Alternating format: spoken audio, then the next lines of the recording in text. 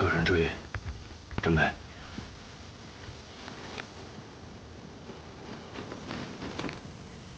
连长，怎么停下来了？对方火力一直在东南方向大力压制，就是想要把我们往西南方向驱赶。但是刚才侦察班报告说，已经把对方的重火力赶。现在所有人听我命令，部队转向东南方向，加大火力突围。是，走。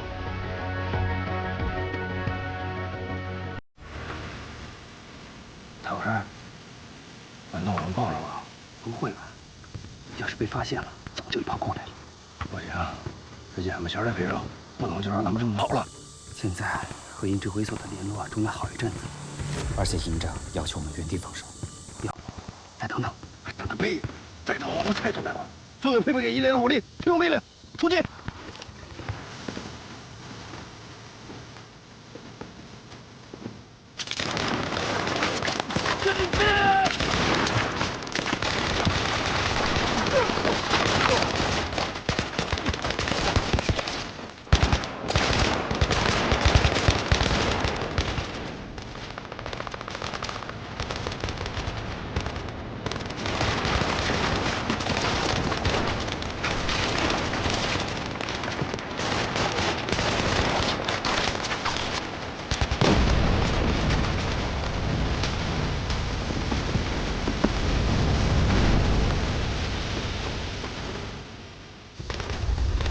连长，前面都被地雷封锁了，我们损失太大，抓紧撤回，往西南方向突围。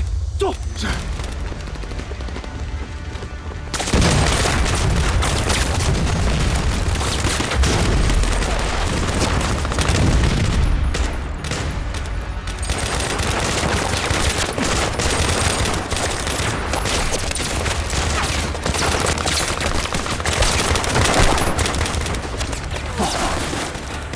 徐大六转回来了！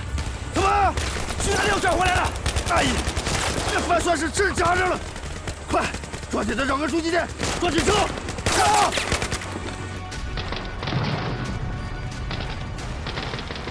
报告。对不起，各位领导，这仗打到这个份上，让你们见笑了。索坚同志，你先坐下吧。是。小鸡炖蘑菇，只有炖到火候了才能入味儿，是吧，陈院长？要我说啊，火大火小正合适，时长时短正当时，啊，肉色鲜美，咸淡适中，啊。是啊，首长，现在所有的食材都在一个锅里炖着，这油水啊，一点儿也漏不了。报告，首长。现在双方打成了半斤8两，是让他们继续这样打到最后一个人，还是以平局收场？你自己拿主意啊！当然了，你也可以参考2位营长的意见。报告，首长，我认为郭子健严重违规，判平局，我不服。违规的事情不要找我，问梁参谋。江营长，请问您指的违规是什么？100个人，顶多1个连的配置。可从火力上看，他郭子健快干进去半个营了。洪班长，将双方的兵力分布图发到大屏幕上。是。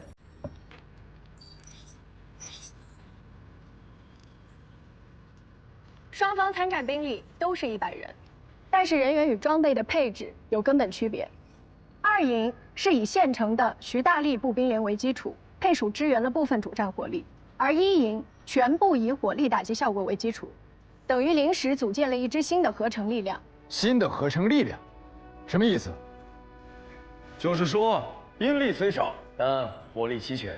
实话告诉你，如果不是受限于无法与配属军种取得联络，打你2营阵地，恐怕连战斗机和远程导弹都能招来。你说对不对，梁参谋？其实这个力量的编程并不新鲜，已经在实战中出现过很多次。就在今年，中东某国的作战中，甚至已经有了相对成熟的编制，叫做营战斗群。这个你也知道，我们梁参谋啊，虽然主攻的是军事通信工程，但是他所涉猎的知识范围可不仅仅只是这个领域啊。好，那照你们的意思，我们2营也可以配置相同的力量编程，根本不可能是现在这个结果，这就是不公平。什么不公平啊？会上梁参谋已经把规则说得很明确了，要立足于合成营现有装备、现有人员，我们并没有超出这个范畴。你不能因为自己没想到，就怪别人跑得快、跑得远吧？郭子健，你是在跟我玩文字游戏吗？吵什么吵？仗还没打完呢。坐坐。报告。杨，首长，就在刚刚2位营长讨论的时候，战局已经基本明了了。什么意思？洪班长，是。报告各位首长，虽然刚开始一营成功将2营包围，但由于自身的火力和兵力过于分散，而且频频出现配合失误，现在2营已经成功的突围并实施了反包围，目前正在逐步蚕食1营的剩余兵力，战局已经基本定型，2营获得胜利。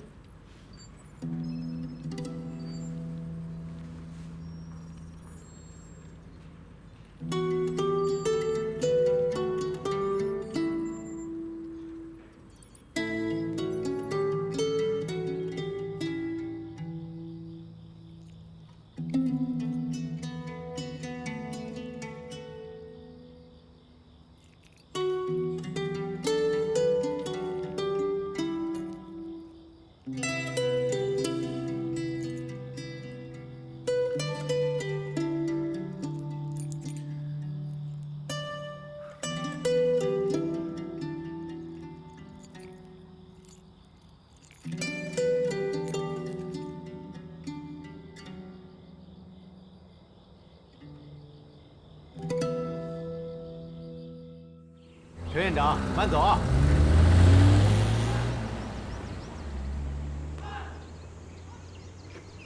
首长，这次对抗对郭子健来说是不是有点不太公平？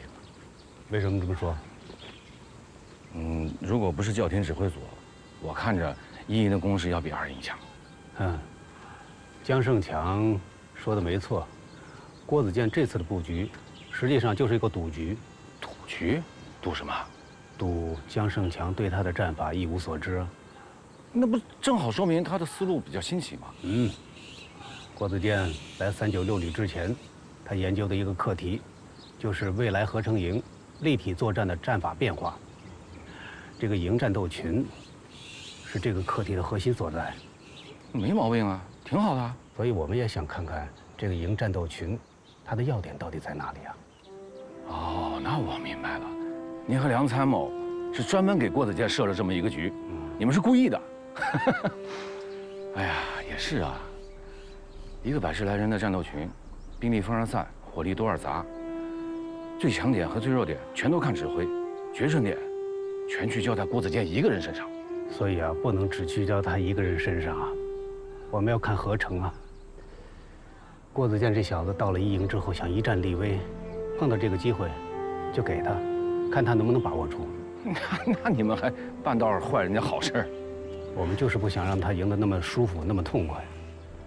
现在也挺好，1营的官兵上上下下都知道，跟着郭子健，他们有可能打败2营。我们的目的达到了，以后就看郭子健自己的了。首长英明。这次复盘呢，本来是由营长来主持，但是我桑海田作为一个在1营当了3年多教导员的政工干部，自报奋勇来主持这场纯军事会议。我说一句掏心窝子的话，这是我自打来了1营起，在公平环境下，我们和2营胜负之间最接近的一次 PK。李松伟，你觉得呢？你这党委书记一下就定了会议的调子，哪有我们群众说话的份儿啊？李松伟，有话直说，不要无理取闹，好吗？好，我承认，这场仗打得确实有那么点门道，但还不是输了。输，是因为导调组中断了双方指挥后，你们错失了大好的战机。问题说到底，就是出在你李松伟身上。反正胜者亡，败者寇。我这败军之将，也只能当出气筒了。你不要在这里跟我无理取闹好吗？有理说理。行，那就别怪我不客气了。郭营长，您老人家设计的这出戏，根本没有把核心作战思想向大家坦白。这说的客气点，你是怕走漏了风声；这说的不客气，你就是对我们一营干部缺乏最基本的信任。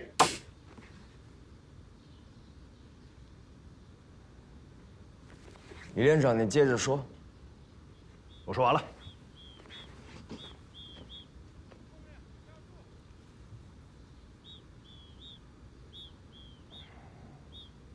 李连长刚刚说的问题，提到了这次演习的核心。的确，作为指挥员，我把这次演习的所有问题，包括吴东胜小组的侦察行动，全都掌握在自己手里，也的确没有事先跟大家进行沟通。对于李连长今天的批评，我虚心接受，但绝不悔改。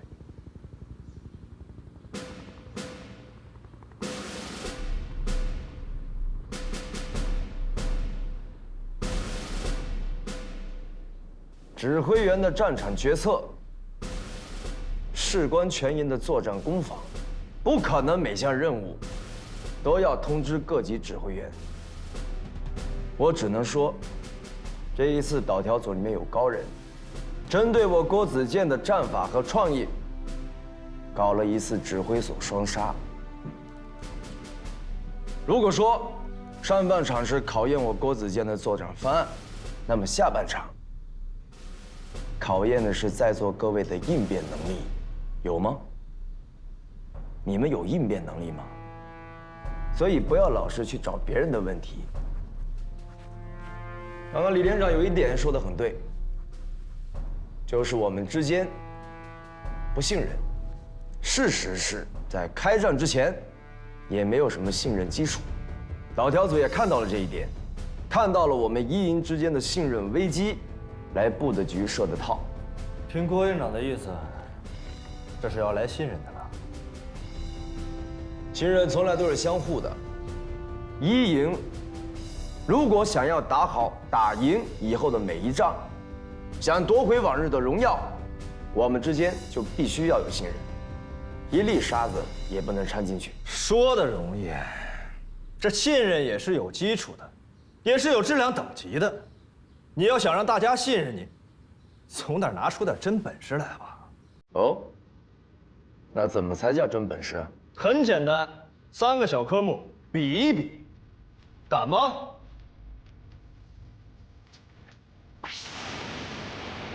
吴班长，加油！吴班长，加油！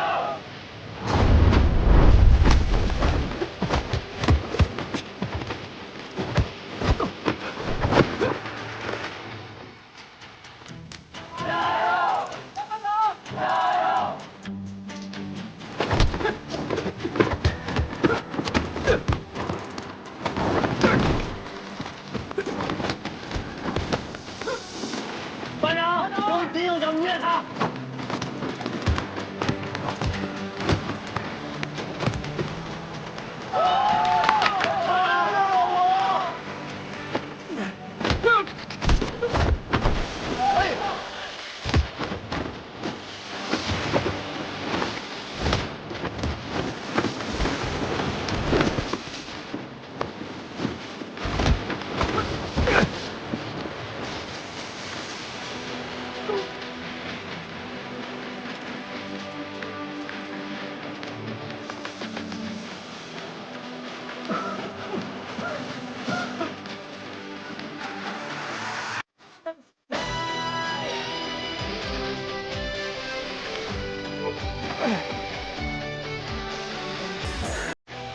营长，按你连署的心服口服，身手不错。我无光，你有光。准备，开始。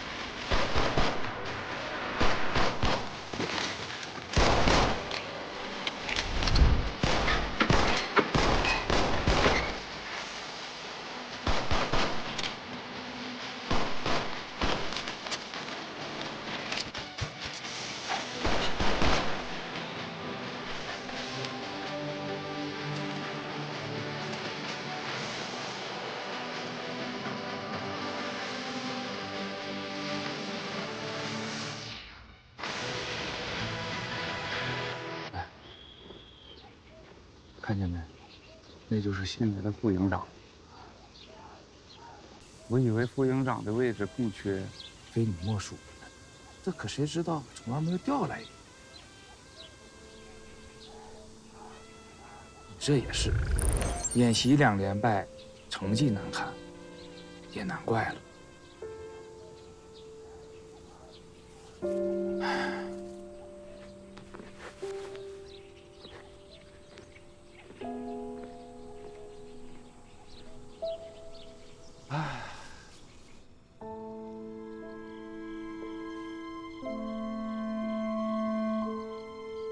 哎，苏伟，你怎么了？啊，没啥，刚刚出差回来，有点累了。我不在你身边，你要多注意身体啊。爸爸，爸爸。哎，大狗，小事儿，想没想爸爸？想爸爸。我们什么时候才能去跟你一起住？快了，快了。等爸爸这2天有空，就回来看你们，好不好？苏伟，孩子马上要上小学了，随军的事儿。慧芬儿，这个事儿可能还得再等一等。不是说今年提了副营就差不多了吗？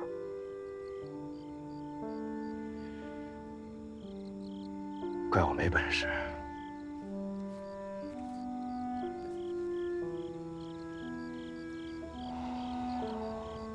51、52、53、54、55。练是得练练，今天丢人丢到姥姥家了。喂，停下！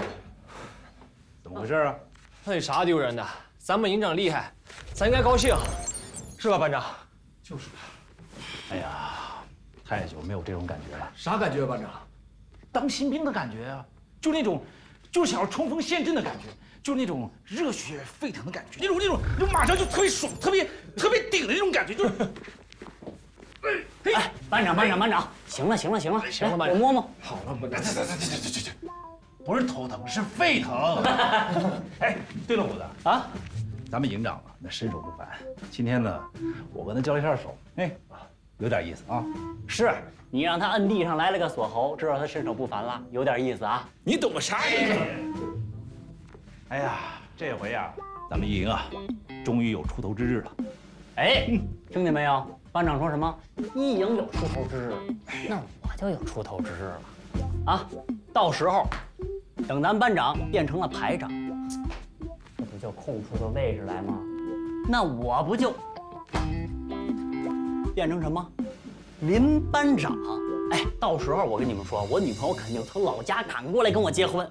到时候哥几个啊，喜酒喜糖管够。你们2个让我感受一下当班长的感觉。2位，起立，稍息，立正，叫声班长，让我乐呵。娃娃脸，没大没小，说什么呢你们俩？行了，别闹了，保持点体力，搞体能。搞体能。到了。我手准备。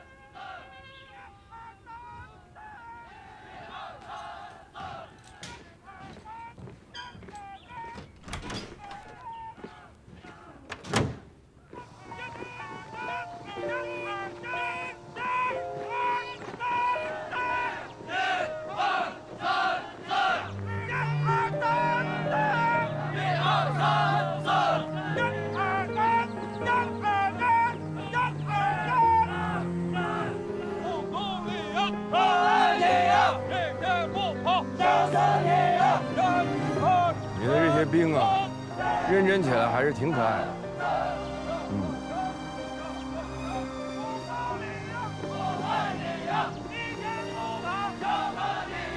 看来这些兵已经开始认可他们的营长。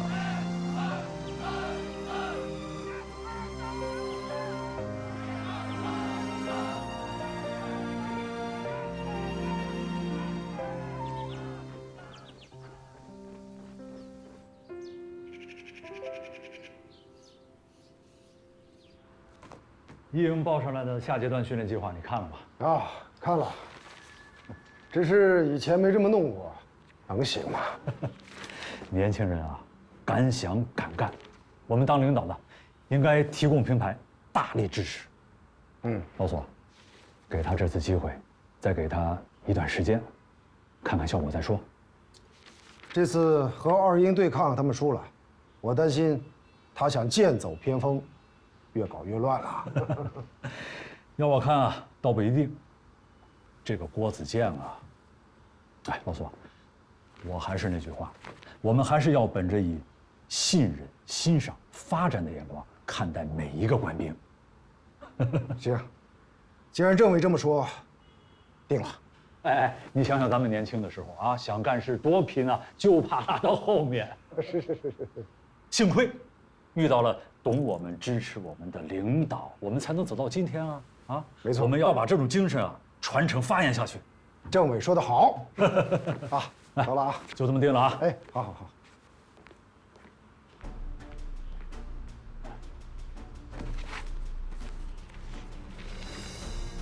今天把全营的干部骨干集合起来，是要宣布3件事：第一，报请旅党委研究同意个别干部岗位调整，为期2个月，其中一连长李松伟暂时担任营部参谋一职。第二件事，营里以武装侦察班为主，成立蓝军小分队，分队长由吴东胜担任，但现阶段由营部参谋李松伟负责。第3件事，大家都看到了，这上面贴着很多表格，是全营近30项专业的训练标准，但是这些标准可不是来自于大纲。报告，说，按纲师训是上级规定的，不按大纲走能行吗？按纲师训是基本要求，必须遵守。但是我贴的这些表格，是我好不容易找到的3级标准。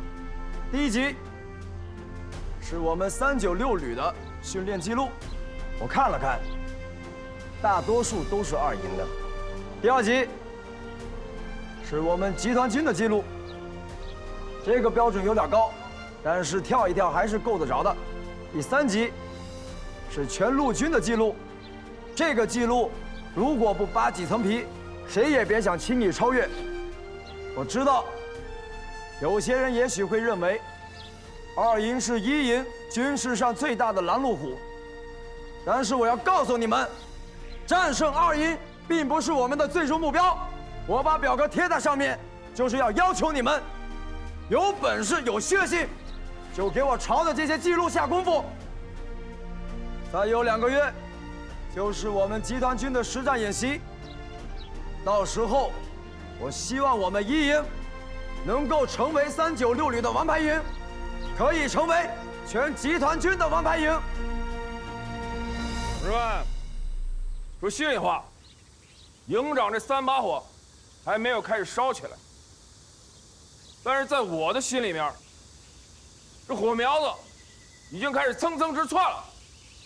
我是120个相信，只要我们1营全体官兵齐心协力，在军事战备上一定可以打个翻身仗，也一定可以把长胜营这杆红旗扛回来。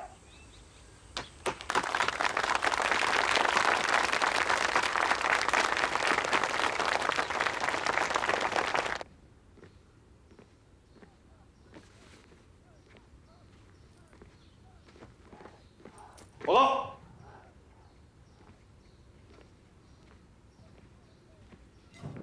进来。报告营长，我对你今天的安排有意见。有什么意见？凭什么让我去当营部参谋？凭什么不能让你当营部参谋？啊，那就算是我得罪了你，那也不至于睚眦必报，这么快就给我穿小鞋吧？我听说你居然在找门路，想进机关当个管理参谋，那是我的事儿，不用你管。你现在人在一营，就是我的人，我当然管得着。啥意思？你不是想当参谋吗？我给你挪出一个位置了，还不够意思？你让我去负责蓝军小分队，那不明摆着让我去挨骂吗？挨几句骂怎么了？蓝军是部队训练的磨刀石，这几个月里，你背负的骂名越多，我们营的实战意识和应战能力才会提高。你不用拿好话糊弄我不干，这一营我也不想待了。李松伟，你想干就干，你想走就走啊？你把我一营当什么了？反正咱俩也尿不到一个壶里去，你也看不起我，在这待着也没意思。我就是看不起你。知道我最看不起哪点吗？就是你输不起。我实话告诉你，想调离一营不可能。要不把蓝军分队这个负责人给我干好了，集团军的实战演习你就别想参加。出去！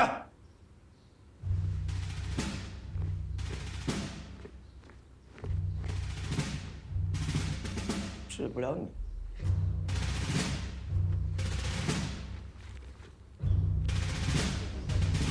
速度也太高了啊！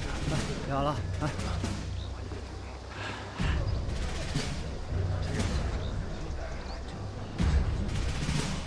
你好。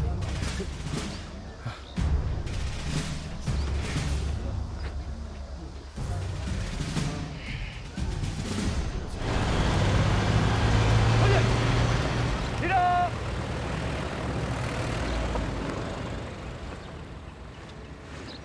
营长同志，第1连车队组织加入行列，请指示。是。是。收起。刘翔，到。李松伟呢？报告营长，连长病了。病了？什么病？严重吗？没事，休息下就好了。接着训练吧。是。看来这是有情绪啊。应该是面子上过不去了。本来你来呢，是想给你个下马威，结果把自己给弄成了个笑话。再加上本来是要提副营的，没提上去。带我去看看他。依我的看法，这个时候不去看他最好。李松伟这个人，我还是很了解他的。对于他呢，就好比是驯马，那些性子越烈的马，你越要使巧劲儿，把他性子给理顺了。往往只有这样，到最后才是最贴心的。行，听老大哥的。但你还是得去了解了解，看看是不是有什么困难。好啊。怎么回事？报告营长，好像出故障了。我上去看看。不用了，营长，我急右脚来修就可以了。金右脚？你说的是吴东升？是。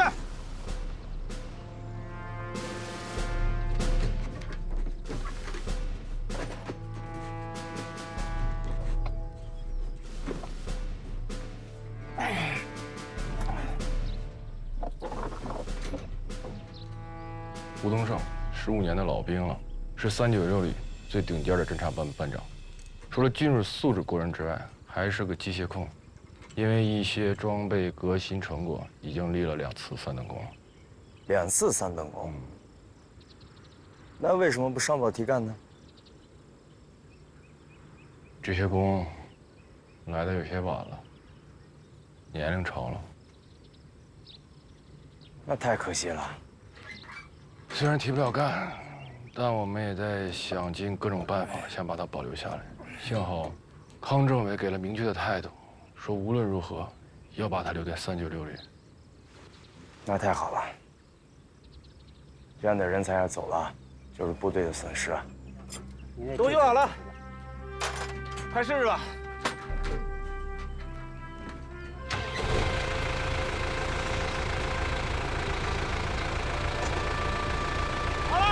继续训练。吴班长，营长，副班长全才啊！俺是个闲不住的人，这主要是兵当老的呀，天天在营区里边待着，什么东西看着看着就看会了。家有一老，如有一宝，我们一营也一样，有你这个老兵在，我和教导员都很踏实。这老是真的老了，但是宝啊还真算不上，还挺谦虚。你们侦察分队到时候会添一些新的装备，你还得多用心啊。保证完成任务。李松伟，你小子公报私仇，你太欺负人了！今天我好好教训你，你都不知道为什么花儿走！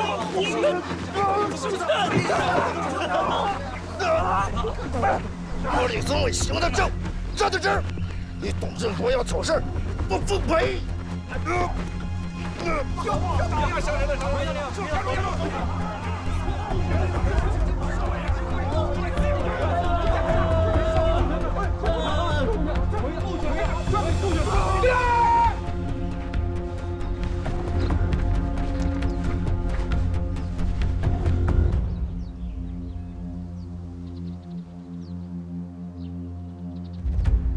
报告，营长，营长，李参谋跟董连长打起来了。怎么回事？蓝军分队对2连进行战备点验，要求太严了，董连长受不了。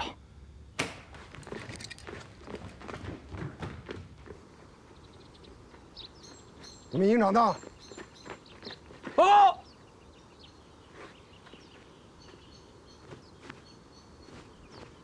副旅长同志，1营2连正在进行战备点验，请指示。代理营长郭子健。郭子健，你这蓝军分队搞得很有成色嘛？2个连长掐着脖子打起来了。报告，李松伟以蓝军为名，公报私仇，为难2连。报告，我是服从营长命令，搞实战训练。你们俩闭嘴！是。副旅长，这事儿交给我处理吧，您就别为这点小事分心了。小事儿，我不认为是小事儿。说说看，你想怎么处理？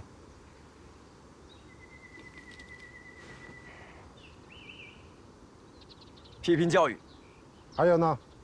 引导大家正确对待蓝军小分队的行动，减少对抗情绪。然后呢？还有。你2个连长出尽了洋相，就这么云淡风轻过去了？那副旅长的意思是？我想听听你的意思是。报告副旅长，讲。我的意思是，对蓝军分队抓住部队要害实训的做法给予肯定，对有些同志不适应蓝军的情绪给予正确引导。第3，认真研究对抗方案，使训练更加逼真。更加贴近实战。完了，完了。郭子健，你就是这么抓部队训练的？报告副旅长，抓部队训练，大纲上只给了标准和大致规范，对具体训法并未确定具体细则。我认为，只要能够提高训练热情，提高训练标准，不管短刀长刀，只要能打赢硬仗就是好刀。报告完毕。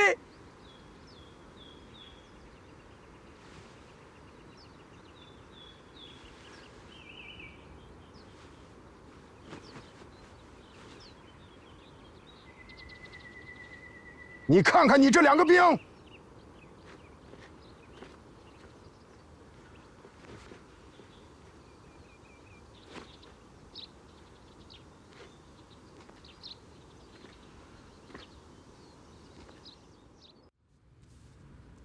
董振国这小子下手够黑的。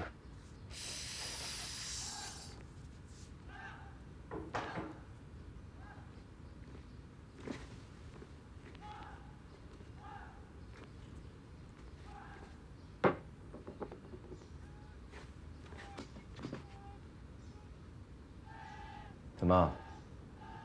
还要我亲自给你上药？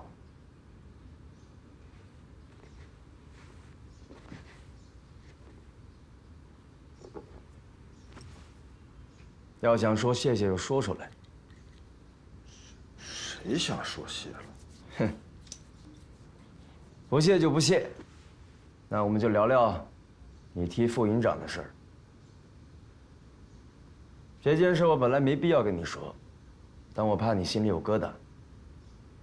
论资历、年限以及作战的勇猛，你都没问题，都合格。但是你的理论和新装备操作的考核成绩都不理想。你想说，理论和新装备操作对你来说不重要是吗？我告诉你，如果这2项你不达标，以后新的作战模式你根本适应不了。你自己好好想想。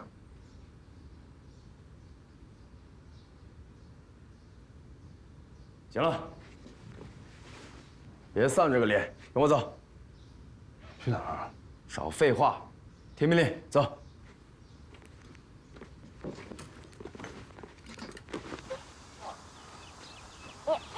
爸爸来了！爸爸来了！爸爸！爸爸！爸爸！大狗，省事儿！这老婆孩子都来了，还愣着干什么呀？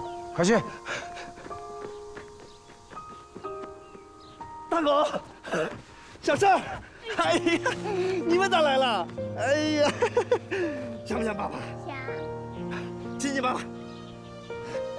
哎呀，真乖！你们咋来了？我们郭营长让我给你个惊喜。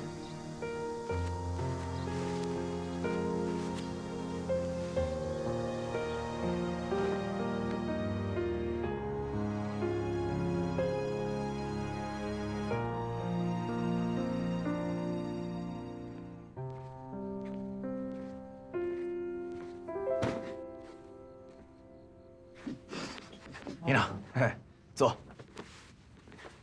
营长，这是？这些都是我在军校的时候收藏的宝贝，有书，也有一些最新的论文。我看你对这方面很感兴趣，也有天分。这些书呢，对于你的未来发展都有帮助，所以送给你了。谢谢营长。还有就是关于你个人进步的事儿，你是怎么想的？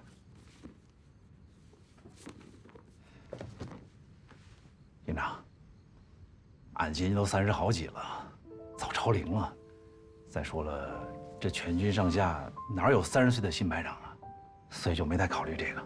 我听教导员说，对于你的保留和使用，旅单位已经有了明确的意见。营长，说句心里话，俺真的不太看重这个。那你看重什么？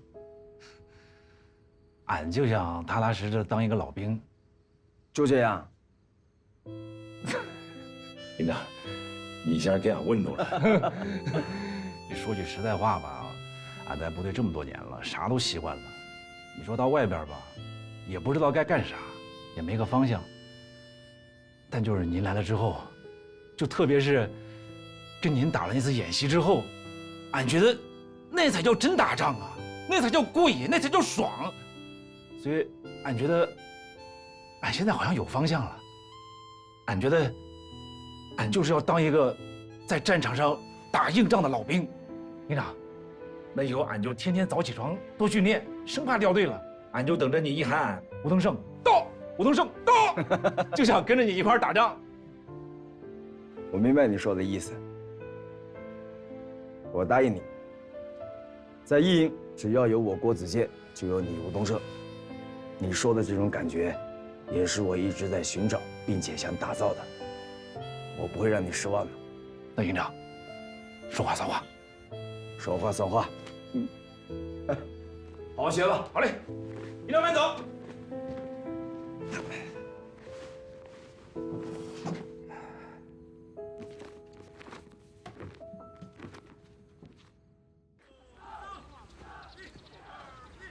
营长，食堂闹起来了，他们这是皮痒了。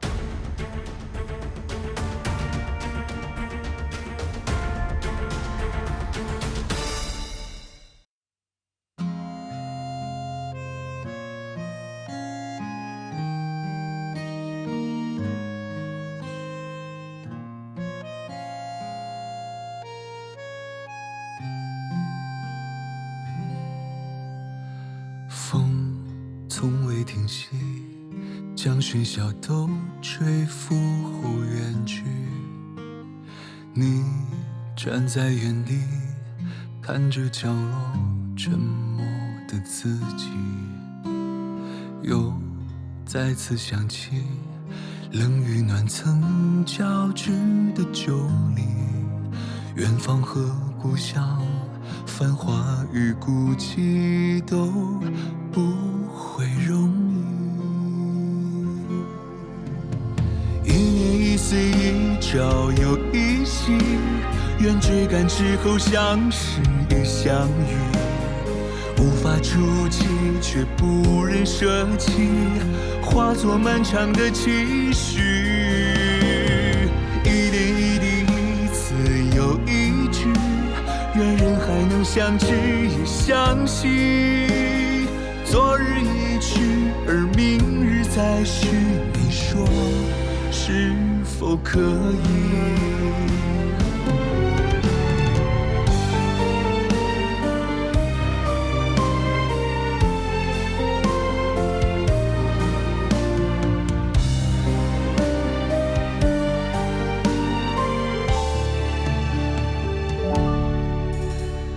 一山一水，一城又一里，愿风雨之后相伴亦相聚，无需刻意，却不能忘记，化作漫长的寻觅。一草一木，一我又一你，愿时光能相忘也相依。